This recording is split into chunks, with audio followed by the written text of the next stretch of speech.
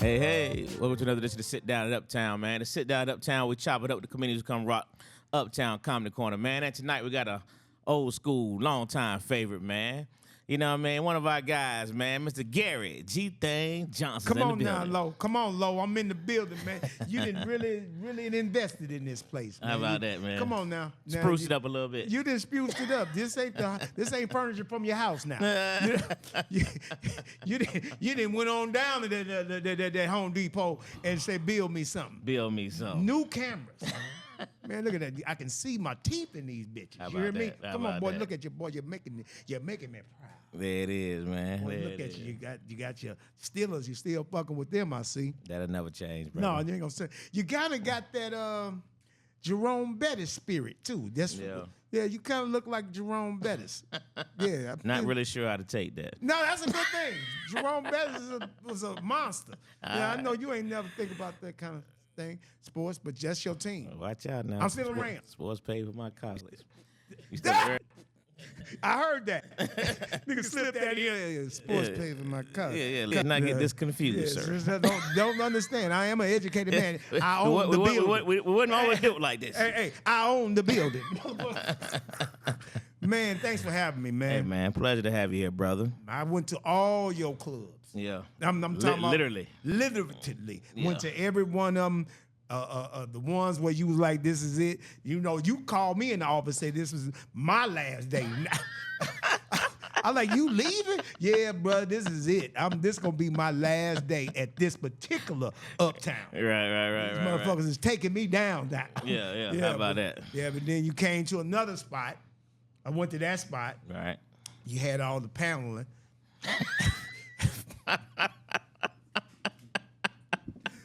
True story. Hey, and then I come to this spot. It's newer, and you got a lot of windows. So you can look in, look out. Yeah. Now that is beautiful, and the fish, the chef in the back. Yeah. Let me tell you something about that boy. Yeah, talk to me. If y'all don't never been to Uptown Comedy Corner, the food in this bitch is delicious. And the reason how I know, cause the dude that cooked the shit samples every bit of it. This is how good I know. The motherfucker back there sampling and then making sure this is the fire. I said, okay, then make me a plate of that. Make me one of those. Yeah, but wash your hands first, motherfucker. these. Oh, you gotta lick the finger. Yeah. The nigga lick his fingers. I like, this is finger licking good, nigga, but I don't want your hands on my plate. You know? No, man, you always been solid cat, man. You've been running Atlanta. It is some invaders that thinking that this is not your town, but goddamn, I'm here to tell you.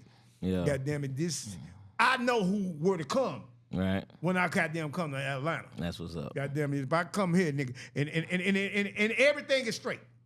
You know what I mean? Everything's straight. You used to give me cash, and now you give me a check, and the check goes through immediately. You know what I mean? You know, because now they got a device on your phone that you can just take a picture of the check in front of you. Don't go nowhere. Right. Hold on. Give me a minute. I'm gonna tell you if everything's good. Now, Angelo, they got to a point now, and then Angelo, they got to make sure all the cash is cleared before we write. You know, Angelo ain't came and gave me that check yet. Man, you know, too funny. This is the place, though, man. Now you got a podcast. Now you got shit. You can build a little empire down this joint. You working, brother. We just working. I've been seeing a lot of comics on this motherfucker. Like, this nigga had me on this motherfucker. I've been knowing this motherfucker longer than any of them other new niggas he got on the. I be hollering at the screen. Get that motherfucker! You ought to see the motherfuckers that shouldn't be on before you. Right. And there been a lot of motherfuckers that should have been on before me. And I'm like, God damn. I called you one time, but you didn't pick up. Yeah. And I think you was out of town. Right. Yeah, I think you went out of town. You're like, I ain't in town. Yeah, let me get my schedule and all that. Like, hey, man, boy, hurry up and get your motherfucking schedule. Because I've been seeing niggas that shouldn't be on that motherfucker. They should be on. Let me not say that. They should be on, but they shouldn't be on before me. Gotcha. Yeah. And I ain't going to do no shay shit. Right. You know, because I know that niggas come on here and spill the beans, tell their whole life story, talk about everybody. I like everybody. Okay. I'm trying to work with everybody. Right. It is a few niggas that I thought would have retired by now, but they still trying to get a check. And and they don't see that it's over. Right. Who am I to tell them? So they don't see it. I can't tell them. No, but anytime, nigga, you are still wearing your comic view clothes. Not the comic view clothes. And if you still wearing your comic view clothes, it might be time to say, you know what? I don't think this is gonna work out for me. Right. Yeah, it's that time. If you getting a ride to the club, it's time. If you opening it up now for the new niggas that's hot now, you might want to think about it. Yeah, it's time. Yeah. You know, now if you calling up Angelo and asking him, can you feature? It might be time. It might be time to go ahead and say, this is it. This ain't working out. Yeah. If you bartending for stage time. If you bartending for stage time, it might be time to say that might be a that's a telltale sign. Yeah. No, that's it. You know, what are we doing here? You know, I've been doing this shit a long time, and basically, I always had a couple dollars, but my money, I had to use my pandemic money. You know, I went into my file. Okay. Yeah, I had to go to the spot. And I spent up damn near, You ever pray that the virus is over? Nigga, I asked God for a year and a half, Lord, you see I'm running out of money. You see what's going Lord, on. If nobody else see it, you see I am getting low on funds. So as you open up the vault, be like, now you see what I'm doing, right? You see what I'm doing. You let the Lord, hey, Angelo, you let the Lord see the vault. Look, Lord, I know you can see through the metal. But maybe you might think I'm not. Right. You know what I mean? So I'm going to open it all the way up and let you see that motherfucker is going dry. And I'm going to need a miracle. You ever ask God for an emergency miracle? Right. I didn't ask. Today I asked him for one. And you know, God, like, I've been asking you. I know I don't really need it right now, but today, I needed it. Right. You know what I mean? That's the kind of conversation I had with the Lord. You know what I mean? It's the kind of conversation. Well, all right. Well, listen, let's try to reel this back in for one quick second so we can go into this conversation. Okay. You know how I get now. I know. Let's just keep going from this point on. You know what I mean? Yeah. But we want to get a little bit of history on Mr. Gary, right? So, G-Thang, man. I always like to start my conversation taking trips backwards. There you right? go. We like to go down memory lane, I like man. memory lane. Yeah. So let's talk about the young Gary Johnson, man. Let's tell the people where you from and what life was like for you as a child growing up. Man, I'm from St. Louis, Missouri, in a little small town called Pagedale. Now, a lot of people don't know nothing about Pagedale unless you from St. Louis and you know about Pagedale. The motherfucker got a capacity of about 720. Wow. 720 people, they all Really? niggas. Yeah, they all niggas. The white people moved the fuck out of there. You know what I mean? Right. So they left Pagedale to just the black people. Okay. So I grew up in a little town called Pagedale. I went to a school called Normandy High School where I was bused to. It was in a good neighborhood. Okay. So I went there, played basketball, and I wasn't what you call a practical joker. I wasn't funny in school. I wasn't a class clown like normally niggas say. How you stole? I was a class clown. No, nigga, I was really trying to go in the league. Nigga, I played basketball. I was trying to be like Spud Webb. Nigga, I knew I wasn't tall enough. Okay. But I ain't had no Kyrie Irving handles. I had more like LeBron James handle. Okay. You know, so I can handle it a little bit, but I can shoot a little bit. So I thought that's where my route is. So my roots are in St. Louis, Missouri. I went to Normandy. I graduated, went to college, played college basketball at Lindenwood. Okay. Then I went to Central Missouri State. I fake pledged in the queue. I lied and told niggas I was a Q for about 3 weeks. until somebody found out my business. Yeah. My boy Joe Torrey, he like, you know Joe. Absolutely. Yeah, so Joe found out and niggas wanted to holler at me. Yeah, I'm sure. And that's when they can whoop your ass back then. Right. You know, before I started fucking with the Crips. And then no bullshit. Strike that from the tape. So yeah, that's kind of like Lo, that's kind of like my background. Fell in love with this little young chick that I went to school with. Her name was, I don't want to tell her name because we don't get along now, but she was my high school sweetheart. Okay. So I didn't really want her. She was a cheerleader. I didn't really want her. I wanted her friend who was the head of the cheerleader. She was more fine and built. Because she was more built like a cheerleader. Okay. The one I ended up with was kind of developing to be a cheerleader. But she was a good cheerleader. Right. So her name, the chick that I really wanted her name was Sheree. And I remember this story like it was yesterday. I wanted Sheree so much. She gave me a phone number one time, and I would call her house, and I would hear her tell her mama, tell her I'm not here. I'm like, bitch, I hear you in the background. So I started fucking with Sheree, and then and I ended up with the one I ended up with who really didn't really want me in the beginning. Wow. You know what I mean? I bought a house with this chick and everything. I bought a house. The house was furnished. It was really fly. I'm entertaining my mom and dad downstairs with the pool table and the ping pong table. I sneak up the stairs and want to know why she not downstairs helping me entertain my mom and dad. She up there talking to another nigga. Brand new house. This we starting off bad. Real bad. And this 30-year loan, this ain't no, how the fuck you was cheating before we even get a year in? Right. So this has started me to move. This is how the story started for me to move from St. Louis to California. Wow. So that's how that started. Wow. So in St. Louis, Yeah. you said a couple things I want to just enlighten here. So number one, what kind of student were you though? I was a good student. Good student. I was really good. I was more like a BC. Okay. I was more like a BC. I really took the class serious because I knew later on I was gonna need that. Okay. So I went to school for communications, wanted to be on the radio. Got on the radio. I was on the Tom Joyner Morning Show in LA. So I got to work and do what I really wanted to do. The comedy started in. Hold on, don't jump on the comedy yet. Okay, 'Cause okay. I want to. You want to? Okay. Yeah. I want to get some more background on you real quick. Yeah. So now you said you were being bussed. Now, how was that? Uncomfortable? How were you? How were you treated when you came back from getting bussed? Was it the norm back in those days? Like, tell me when It you was get a bussed at norm, school. and it was a good bus because I wanted to go.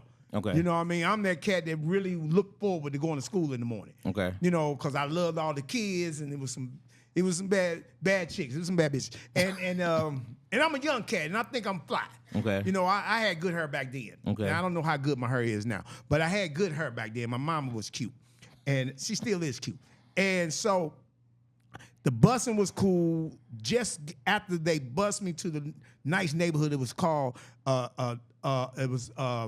Northwoods was, and I know a lot of people that don't know it, but the people that listen to this thing in St. Louis gonna know exactly what I'm talking about. Northwoods was really nice. Okay. Grass, green, front yard, backyard. Motherfuckers had washer and dryers. You know what I mean? Where I was at in Page, there wasn't no wash and dryers, wasn't no front yard, backyard. Okay. That's a front. Just And the motherfuckers on the porch. And so I was looking forward to getting out of that community every day to go to school. okay. So I got away, and so it was a really good experience for me. And then, you know, that's the kind of life I wanted to live. So me and my mom, my dad, we ended up moving to Northwoods, to where the school was. Okay. Yeah. So in that neighborhood, that community, you said very small community. Was it a lot of two-parent households? Yes. Everybody, people was together. So you saw Growth, and people, their Okay. dad was teaching them. My dad taught me how to box. So he would take me outside, teach me how to box, and give me a pair of gloves and told me to whoop every nigga's ass on the street. So that keep you out of? Do you feel like that kept? Because St. Louis has a reputation, and it got one now. Okay. It was about parenting back then. That's what I'm getting. It was at. about All growth. right. It was All about right. teaching your kid. That's why I turned out like this. Okay. That's why I turned out not selling drugs, not being on drugs, not drinking, and none of that stuff. Okay. Because my mom and dad was in the home. Right. My mom was sanctified. All right. My daddy worked in the junkyard. Took me to work in the junkyard. I built my first car. This ain't no fucking, I ain't cracking no joke. My first car my dad gave me was from the junkyard. I picked up the girl that I was dating from high school with that first car. I had to tie the damn ignition up together Wow. to keep the damn thing going. Right. It had a hole in the floor. And I know that's the story that President Obama had. He had a hole in his floor of his car. I actually had that hole for real. Wow. Hole in the floor, no heat. I would wrap her up with the thing. That's when I thought that she kind of was fucking with me back then. But she was just putting on the air. Cause she didn't have shit. Right. And my parents was working towards getting something. My mama worked at a bank, made good money. That's how we was able to move out of that 2-bedroom house. Okay. We had that 2-bedroom house. I got 2 brothers and a sister. And I was bad as a motherfucker. We had a German Shepherd, not a German Shepherd. Had a pit, not a pit. What? Great. Now, what's the black dog before the Rock? What? Doman Pinscher. Had a Doman. Had Doman Pinscher. Loved this Doman Pinscher. A cat came. Now I'm young as fuck, and I still got the scar on me. That's the scar right here. That I tried to let my dog eat the cat. This how bad I was. I was a bad little motherfucker. That cat jumped out my arm and scratched the fuck out of me. I bet. Yeah, he fucked me up. And my dog was looking at me like, nigga, What you doing? what you doing? I don't want that goddamn cat. Fucking. He looking at me like I'm a damn fool, you know? And I ain't gonna never do that shit again. Right. So to this day, I grew up, I actually hate cats right now.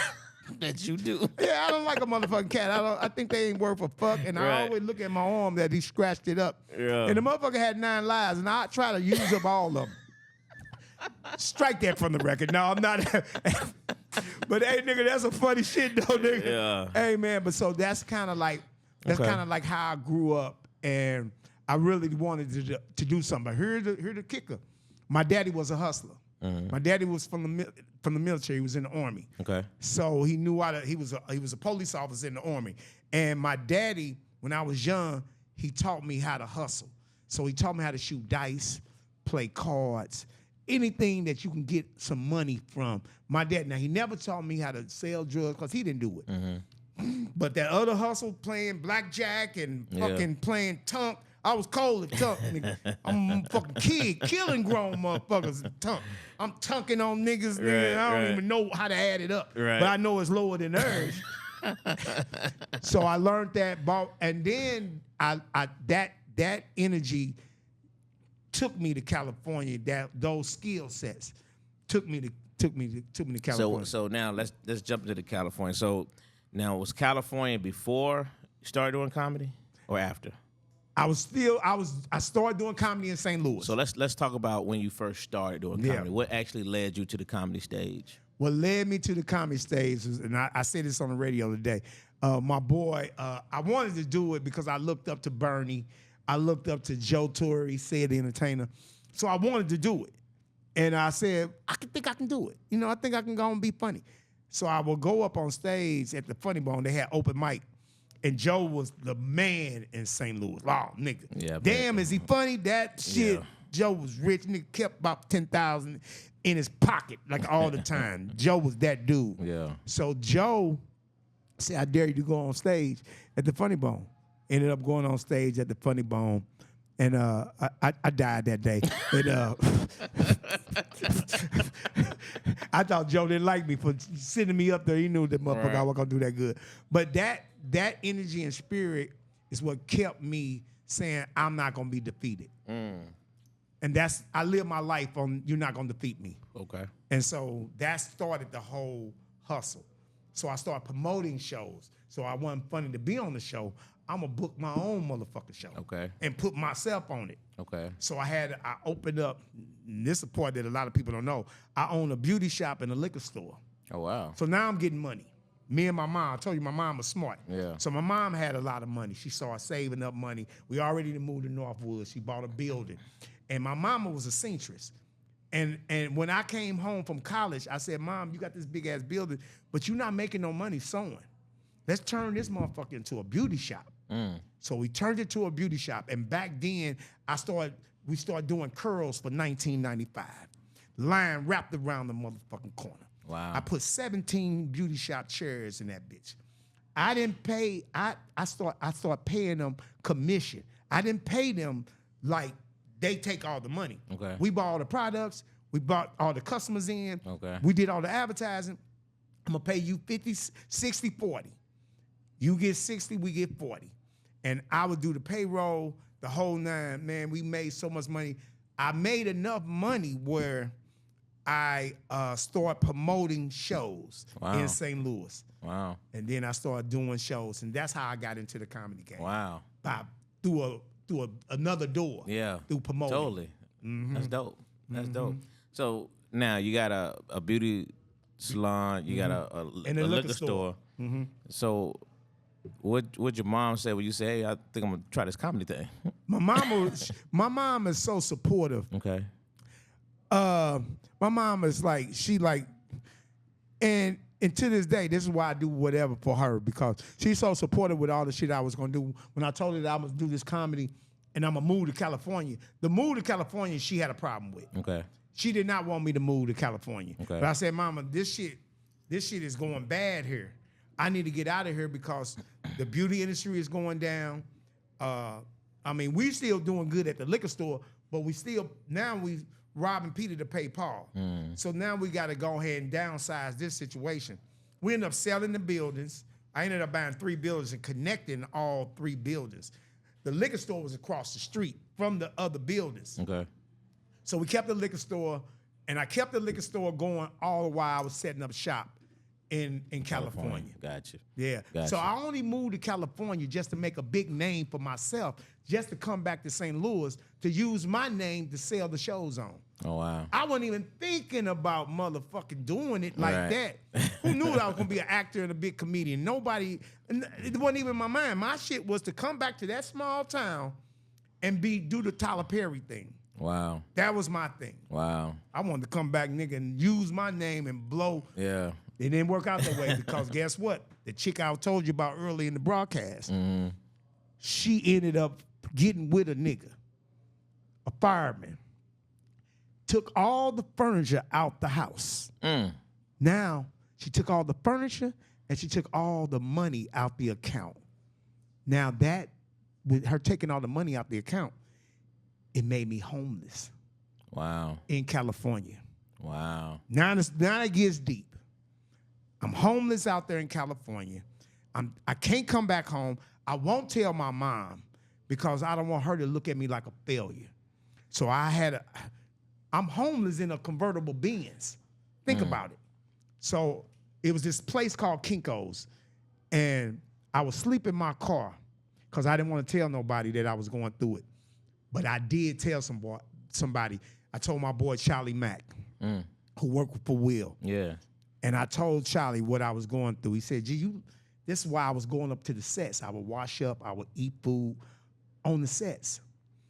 And I told Charlie, he said, oh, no, G, we can't have you like that. He said, I'm gonna let you go talk to Will. I went and talked to Will. And Will said this, and I quote, he said, the Smiths got you. What you wanna do? So Will hired me to do warm-up. That's how I got into the warm-up business. Wow. He hired me to do warm-up on all of us. Wow. I started doing warm-up. He paid me enough money so I can get my own place. He introduced me to all those people on that lot. That's how I met the Mara Broxakil, who got girlfriends. That's how I met Yvette Bowser, who get Different World and Half and Half. That's how I started getting on TV shows. Wow. And it was all because of Will. So when that incident happened, I was silent as a lamb. It had to be. Come on, man. Shit.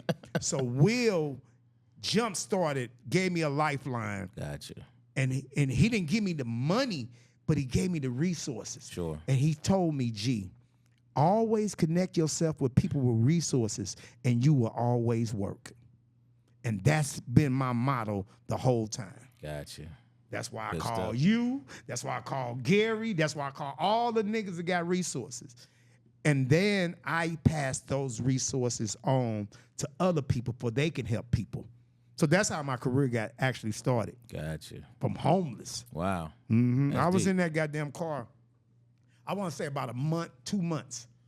I would park that bitch. I would put these cardboards up, pull that bitch all the way down there. And I knew I can go up to the sets and eat. I knew I can go on wheel them set. They had no idea I was going because I would have my clothes. I would be still kind of decent about myself. But people didn't know that I was really. So what were you doing on the sets prior to them hiring you? What were you doing? I would just go up there and hang out with Charlie Mack. Okay. So Charlie didn't even know until I told him. But he saw me coming up there every day and had nothing else to do. And I just had to tell him. Gotcha. And so Charlie was like, nigga, come on, bro. Gotcha. I ain't gonna let you go out like that. Yeah. And he used his influence and his resources to help me get some resources. Gotcha.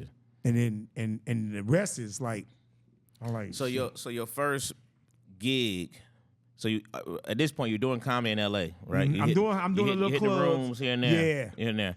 So your first actual gig in L.A. was? I did the Laugh Factory. I about have made about $50. Okay. So now nobody really know me. Mm-hmm. You know, they know me, but they don't really know me. So the motherfuckers asked me to send in a tape and all that shit. And I'm like, man, I ain't got no goddamn tape. I need to get on stage before I can get a tape. Right. So that's the kind of struggle that I was going with. And then cats started vouching for me. Okay. You know what I mean? Then the cats started vouching for me, the Joes, the DLs, because I used to bring them to St. Louis Okay. promoting shows. Gotcha. So I Gotcha. utilized that. Right. I even did warm up on the Hubertys. Wow. That's how far I go back. Yeah. So those people stepped up and started showing love. Okay. And that's the survival that niggas came to my aid and help. So what was your first TV show? First TV show, I did I did extra work on Martin. Oh, dope. It's a ski resort. Yeah. And I did my boy Rob Lawrence. He was stationed in St. Louis. He was in the Army. He was stationed in St. Louis.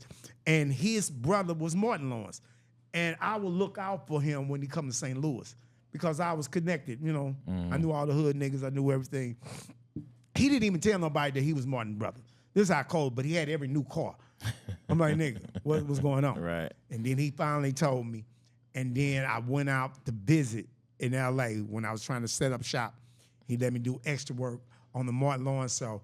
And I was in the green room with all the rest of the extras. Nigga, I would have paid to be on the show. This is how hot the Martin show was. 100%. It was so I did extra work. It was a ski resort. And the dude that was directing the show, he said, do not talk to Martin, don't look at Martin, don't touch Martin. But I was like, nigga, I got to walk by the motherfucker. And it was a tight squeeze. And if you ever watch that ski resort scene, you'll see me, nigga, let me tell you what I did. That was my first show. I paused it, and I made T-shirts out of that scene, me walking by Martin. Nigga, I walked by Martin, and I paused myself, and the director said, keep it moving. Right. I'm like, nigga, I was taking the picture like... I kept it moving, and then once I kept it moving, I went home to St. Louis. I promoted that motherfucker like I was on the show. For real? So I'm doing radio. You know how I promote. Right. So I'm doing radio and everything, and they said, we got G-Thang live in the studio. He just did his first episode on the Martin Lawrence show. And I'm thinking that, hey, this is before I even knew anything about TV. I'm on the radio, caller call in and said, hey, I just saw you G-Thang on Martin show, but you didn't talk. I'm like, what the fuck? He said, you was an extra, nigga. I'm like, Right. God damn.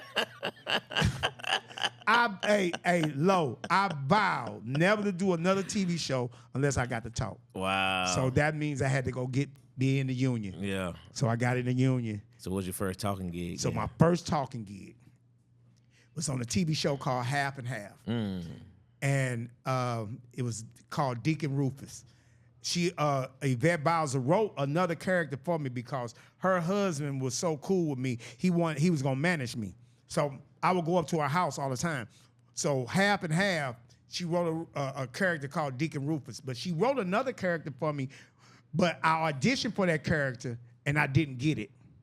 They gave that character to another St. Louis cat. I think either guy got it, one of them. Well, anyway, I'm doing warm-up on the show. And I was hurt about not getting that role.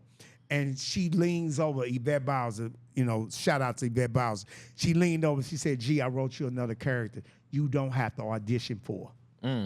It's just people like that. It's people that's showing love, people that see you hard working, trying to get it, humble. They see this and they want to help. Right. It's the motherfucking part where, you know, if you fucked up and nigga like, nigga, I want to see him fail. Right. And so Yvette wrote that character for me. That was my first speaking role.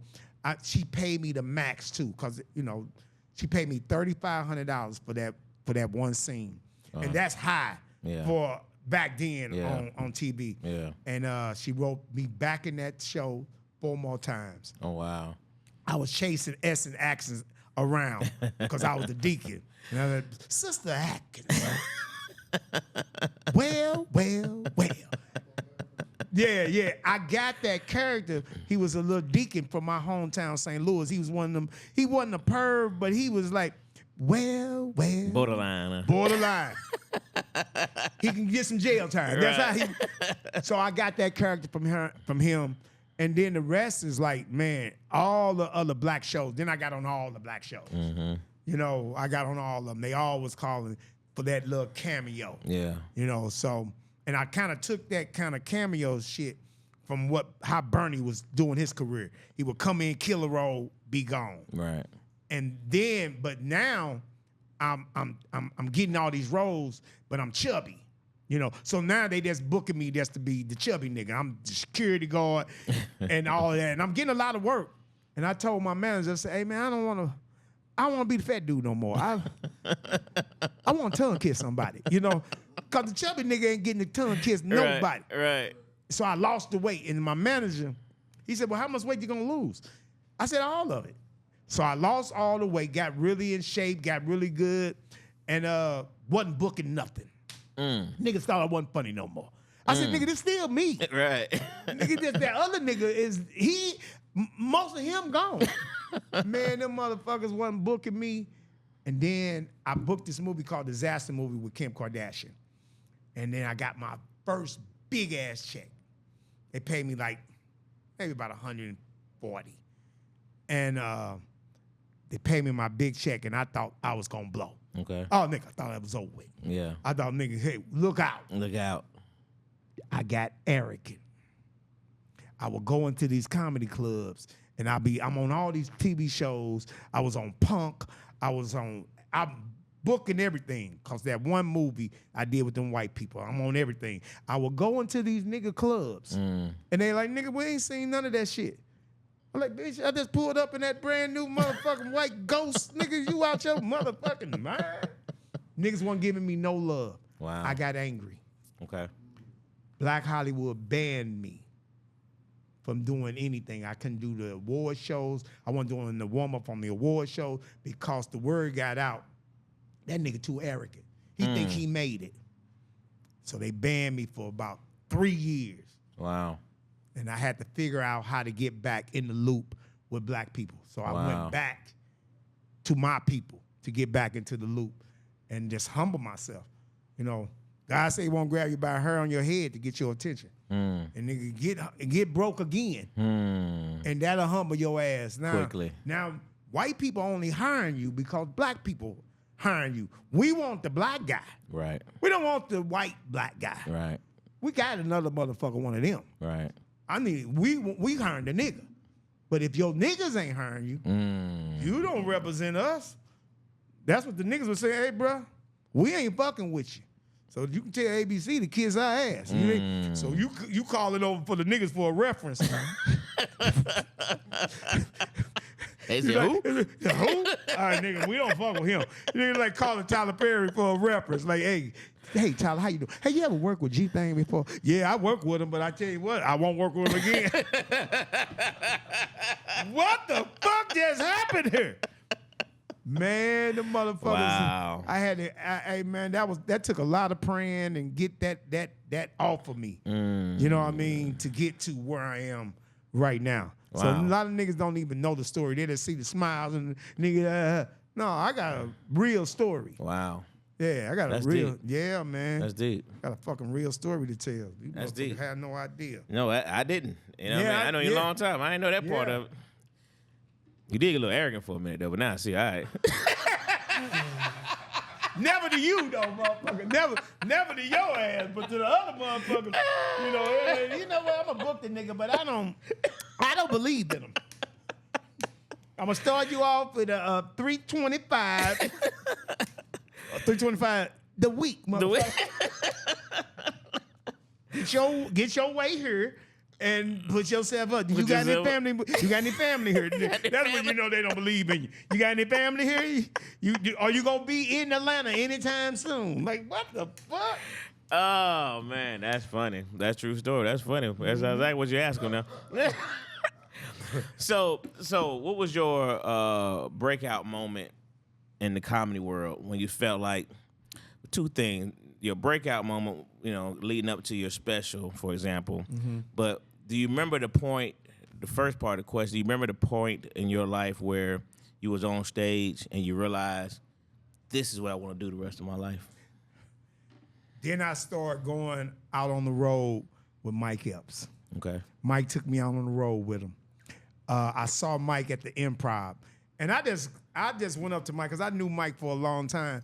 And I just went up to Mike and I was bullshitting too. I said, Mike, when you gonna give me some dates? I was just joking. And he like, nah, I'll get with you. TC called me. Mike was in town. TC called me the next day. Mike was performing at the Ontario Improv in LA. He said, Mike want to know, do you want to open up for him at the Ontario Improv? I ended up opening up for Mike out there at Ontario Improv. I had no money, really. Nigga, I had on some fake True Religions. My hair was braided. I had that fake Gucci belt, the motherfucker, the reversible one. And, because Gucci don't make a reversible. Right. You either got to buy the red one or the green one, motherfucker. And, but Mike and them liked that. They liked the real nigga. Okay. So I was out there. I was shooting dice with Mike and them, nigga. I ended up getting a lick off of Mike and them, too, because I ended up winning enough money to buy me my first refrigerator to go on my play. Oh, yeah. Yeah, I hit Mike and them about 720. You know what I mean? Nigga got me one of them white boxes. You know what I mean? And that Mike was the first person to actually take me out on the road with him, let me make a couple of dollars, let me fine-tune that craft. Okay. So it was Epps that said, and then I knew, I can do this. Gotcha. Yeah, I knew then I can do it. And then, just working on that craft and fine-tuning that craft, where now you don't want to open up for nobody. Now you got other niggas that's opening up for you, and you really want to show them that kind of love. Gotcha. So that's why I love to pass it on. Right. Yeah. Okay. Mm-hmm. So now you're doing TV shows left and right. You're hitting the stages left and right. So now what's the goals of Gary G-Thang Johnson right now? What does it say? Okay, this is what I want to do now. This is next on my list. I want to do more shows, produce more shows, behind the camera part, produce more specials, be in more specials. Now I'm just utilizing my name to really get involved and really get that kind of money. Okay. You know what I mean? But now, I've been in it so long, so people like, I know who he is, but do you know who I am enough to invest that kind of money in me? Mm-hmm. And that's what All Black did. I was that enough for them to say, you got 2 programs on our show. I got 2 TV shows on their network, and they're like, man, I pitched this special to All Black, and I told them about the marquees and pulling up in the car and all the celebrities and all that. They like, oh, we like that. Mm. That's our audience would like that. And my boy Brett, my dude, him and Nikki, they like, we love it. We want to do it. Okay. And then I called Bentley Kyle Evans to direct it, the one who created the Martin Lawrence Show and Jamie Foxx. And then the rest is history. We started putting that bitch in motion, hiring all the best people. And I felt good because I'm in charge. It's my special. People catering to me and all that shit. And I say, oh, now I see how these other niggas is getting it. You know, niggas is, you know, they just really want to see you win. And that feeling felt good. And you don't never, and you want more of those feelings. Okay. Yeah, shit, you want that feeling, you know, to have a special come out, and it be #1 on All Black. It's their first original content. It's their first, not first original content, it's their first original content special. Okay. All the rest of them they buy. Gotcha. This is the one that they bought and paid for, you know, and they let me and Bentley produce it and run it the way we want to run it. And we really happy with what we did with it. Okay. You pretty much answered that question, and so you're really content with the product, and this experience has been amazing. Yeah, that's, people would notice me, but not notice me. People would notice me, but they wouldn't notice me enough to say, "Let me get a picture." Okay. Nigga like, "Hey, I know you from somewhere," but they keep moving. I'm like, "Nigga, you don't want to get a picture?" And if I gotta ask you, "Do you want to get a picture?" then I ain't the nigga that you know. Right. So now people notice me and they want to get a picture and all of that, and that ain't what I live for, but that's a beautiful moment. They're saying that they love my work. Gotcha. So now when you're doing your TV shows, how do you compare that to your stage work? Are you allowed to freelance a lot, or most of it scripted that you have to follow it, or do you get to be yourself? All scripted.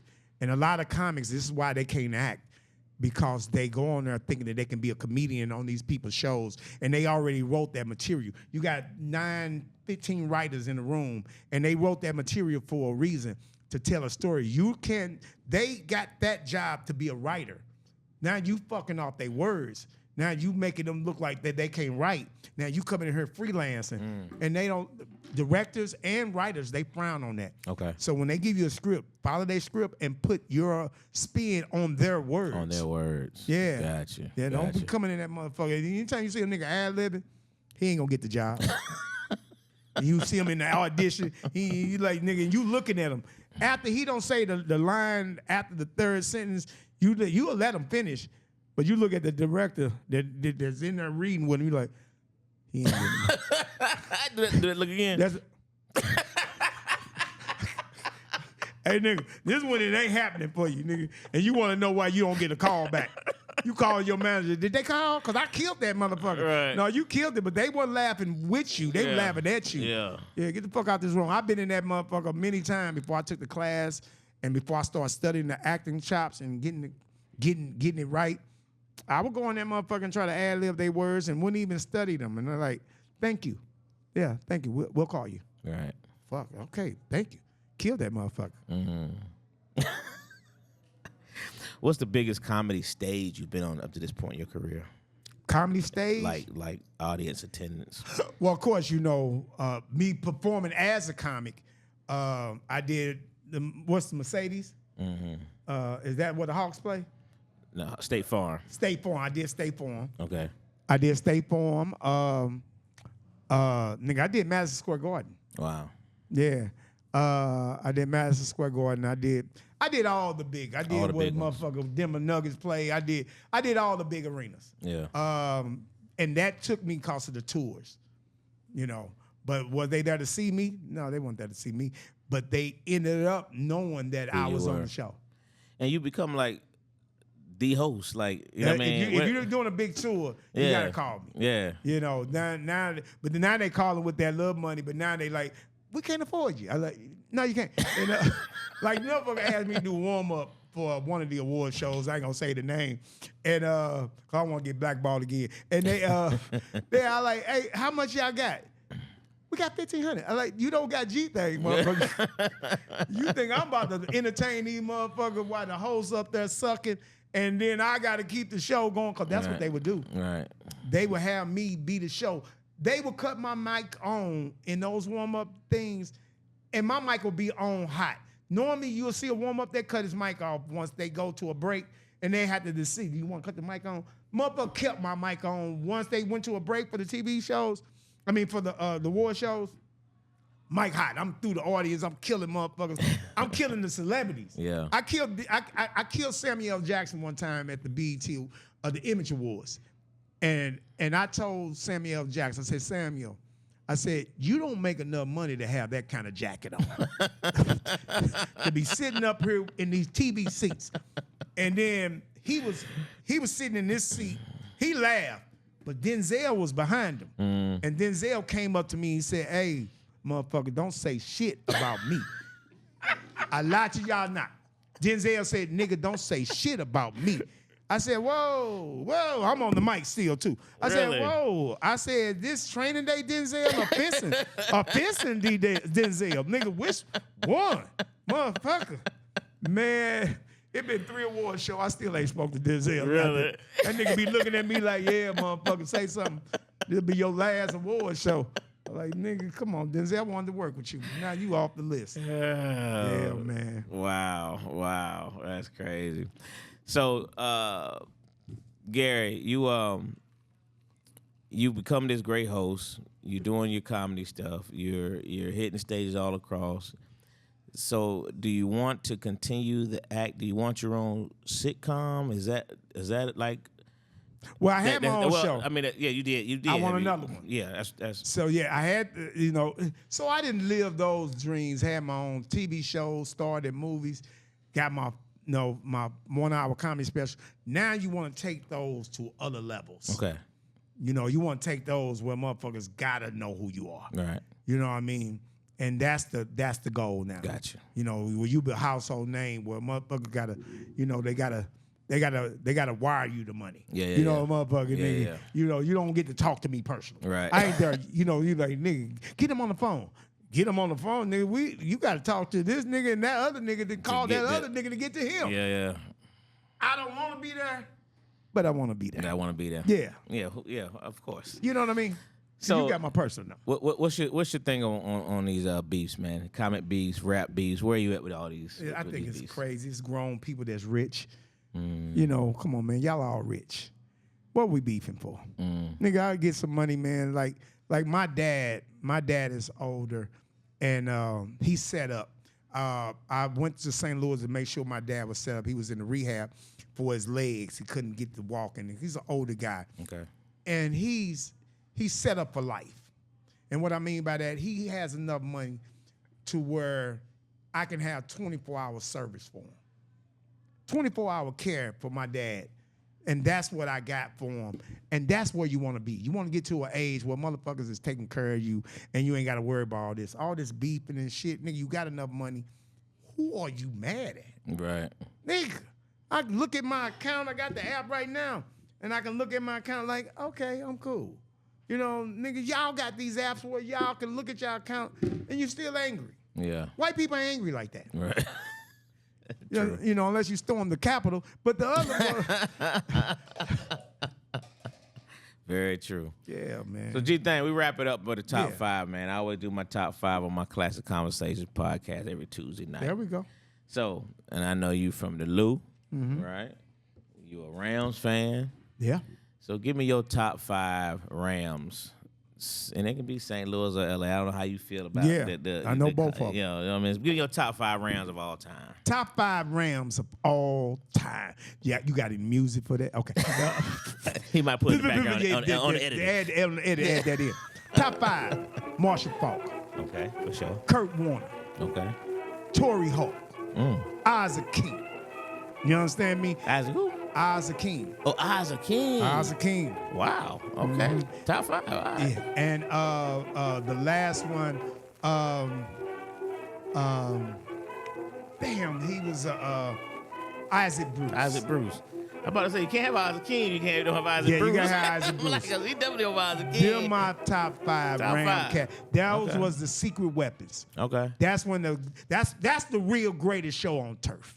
Gotcha. That's when they came in and started sneaking wins. They're like, hold on, nigga, the Rams just ran over us. Yeah. That's when motherfuckers wasn't even tripping off the Rams. Yeah. And then they started, we got to figure them out. They're putting up points all over the place. Putting up numbers. Yeah, no doubt. You thought it was a basketball game. Yeah, that's a true story. That's my top 5 for top the Rams. 5. All right. And I'm cool with all them cats, too. That's what's up. Yeah, man. That's what's up. Yeah. Hey, man, I appreciate your time, brother.